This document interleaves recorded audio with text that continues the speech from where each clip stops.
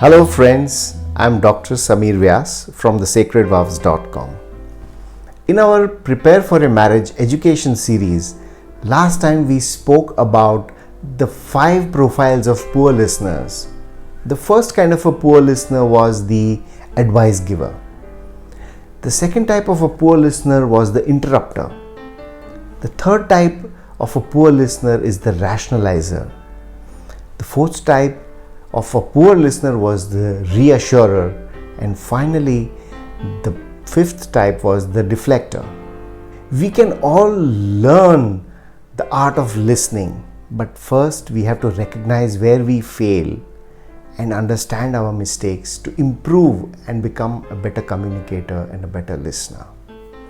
So today I'm going to be sharing with you a few of the tips which help us to listen better to our partners, to become effective listeners. First tip is giving full attention to our partners, giving our undivided attention. Put away all the things that you are doing.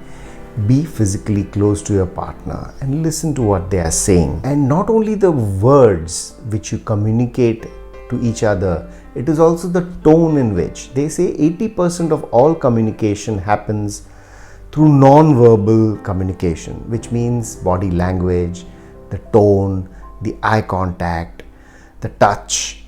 All these are non-verbal communications. So it is not just the words alone that communicate to each other and give attention to each other. The second tip for good listening skills is coping with distractions. Now there are 2 types of distractions. One is the outer distraction, which is television, mobile, laptops, even noise that is there all around us. These are easy to switch off. The outer ones we can easily switch off, but it is the inner distractions that cause us a lot of anxiety, a lot of turmoil, because these inner distractions are our own thoughts, our own memories. When our partner is talking to us, their words trigger certain thoughts in our head and trigger certain memories, and we drift. We don't listen to them and we drift in our own stream of thoughts. They say mind is like a monkey. It jumps from place to place, from thought to thought, and it is our job to be conscious of our thoughts and bring it back and give attention, undistracted attention to our partners. Another tip for a good listening is showing genuine interest. Showing genuine interest how? By asking questions that are interesting to the person who is going to answer. To be interesting to the other person, be interested in what they are interested in. Ask them about what interests them. Listen to them. This will open them up. This will open their hearts, and you listen to them with genuine interest. The fourth thing is to listen intelligently. What is listening intelligently? Listening intelligently is not just listening to the words, it is listening to the meaning behind the words, the feelings behind the words, the emotions behind the words. A lot of us are uncomfortable with the silences, the pauses that happen in conversations, and we break it by just jumping into some statement or something. But it is in the silence that the opposite person actually develops and organizes his thoughts, organizes his feelings to express. Silence is really important part of listening intelligently. Fifth thing is listening uncritically. When we criticize, we crush communication.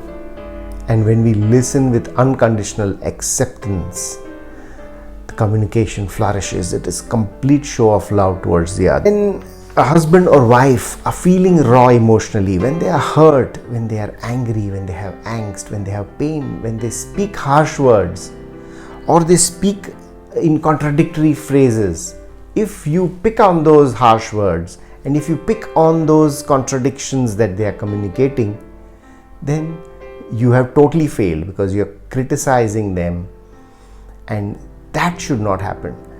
Complete acceptance of what the partner is saying without criticism. Finally, I want to say a very important part is to acknowledge the partner's feelings, to mirror back to them what feelings they have expressed to you. This is a very powerful tool of communication, especially when deep emotions are expressed. Acknowledging your partner's feelings builds emotional intimacy. What feelings the partner has expressed, you rephrase it in your own words. You express it in your own words back to them. And ask them, have I fully understood it? Is it correct? If not, let them say, yes, what you have said is correct, but also this one more point. And then again you rephrase it back to them. This acknowledges and completes one cycle of communication. The other feels totally understood when you rephrase and reflect back the meaning of their feelings back to them in your own words. And lastly, give advice only when asked. We all need to guard against the need to give advice. We all have a need to fix it. Giving advice is very often counterproductive to communication, because giving a fix, giving a solution is not what is required in that moment. What is required is quiet listening. When they want advice, your wife knows that what exactly is to be done, how is this to be fixed, what should I do with that. Specific, they will ask you. But when they are expressing emotions, when they are saying about their feelings, that is not the time to give advice. In every marriage that has a breakdown, which there is a divorce, there is a breakdown of communication. There is a failure of listening.